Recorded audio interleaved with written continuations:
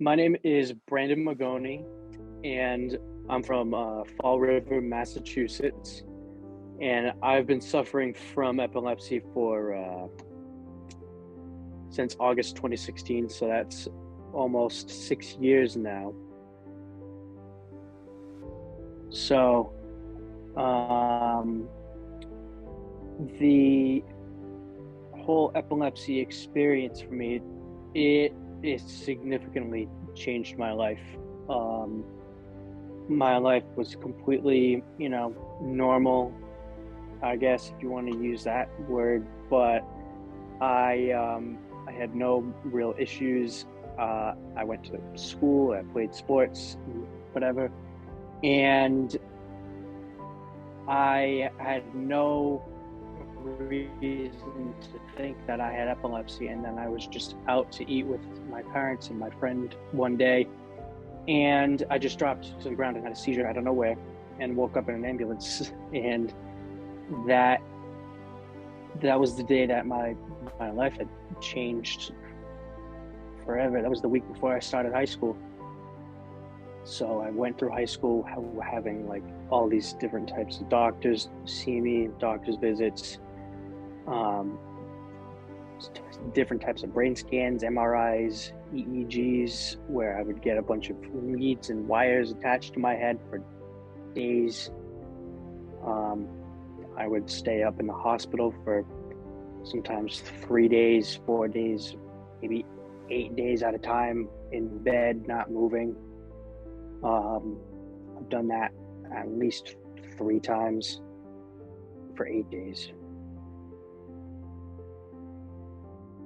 I felt very isolated. I felt very um, shut away from other people. And I was like, I don't know how I'm going to get through this, because it's not like I have some sort of, you know, um, stereotypical basic sickness where I can relate to people with. It seems very foreign and alien, and I don't know how to deal with it. I have a few of them a week, and I mean, a lot of people have like dozens a week. So I'm not saying that's like I'm some sort of special case or anything, but I thought I was some sort of like, you know, outcast or something. I had my first seizure the week before I started high school.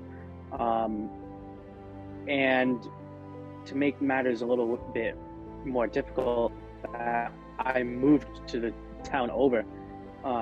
So I went to a completely different high school. I didn't know a single person there. So I was really worried that I had to like meet all these new kids and explain to everybody like, oh, I have this very unique sort of disability that you might have not even like known about. And if this happens, I'm gonna have to ask you to sort of take care of me so I don't hit my head or whatever.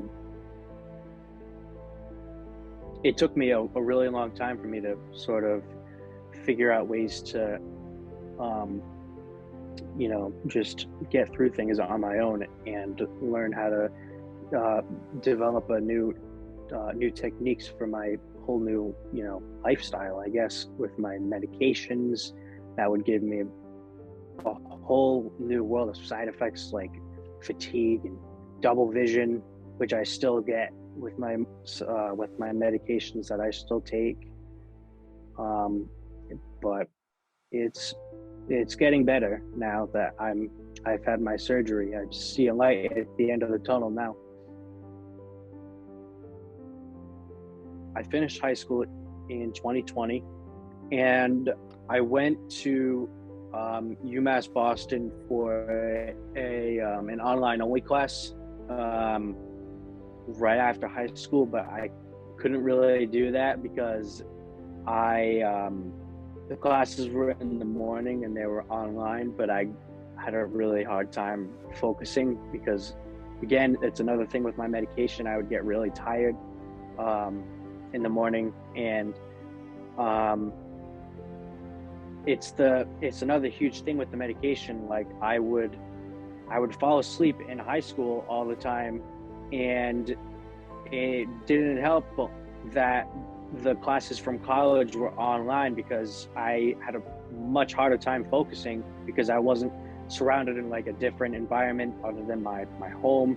I wasn't surrounded by like 15, 20, 30 other kids around me. I was by myself in my room watching the computer screen. I would get really bored and tired, and I would just fall asleep and sometimes miss the class or something. So I decided to wait until I could go in person to other classes. I still don't have my license. I had to go all through high school without my license, and it's been one of those things where it's just a really big nuisance that I haven't been able to get around. It's put a damper on my life that I've had a hard time with that, because I've had a harder time getting jobs or whatever. I mean, not from employers, but just with myself. I had to be a lot more picky, and it's been annoying, to say the least. My mom especially puts a lot more. She gets excuse me. She gets really. I guess I don't want to say worried, but she's really nosy. I guess every, I don't know, half hour she still checks on me and calls my name and makes sure that I'm okay up here, which is, I mean, I know she's just, being nice, but it's another thing that's like, all right, it's a little bit annoying, but and the worst parts about it are the fact that I have to worry a little bit about having a seizure, because it's definitely a real thing, because I have had seizures out in public and in my home, and like I've had a couple in school, I've had some outside in public, I've had some like on vacation in random places. It's something that I don't like having to worry about every single day, and it's just, again, another thing that it's changed my life completely from when I haven't had seizures. My mom is always worried about me in a way. My dad is he's not as I don't want to say worried, but he's not as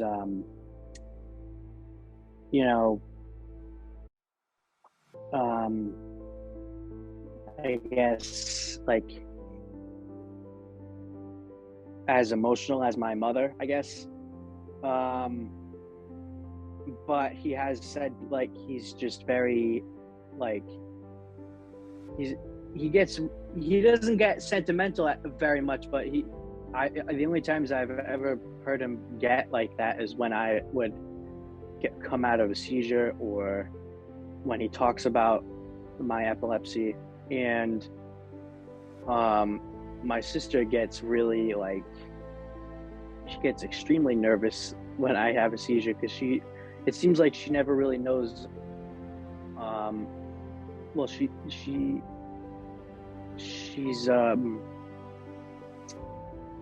she sort of freaks out. That's sort of her personality, I guess. And I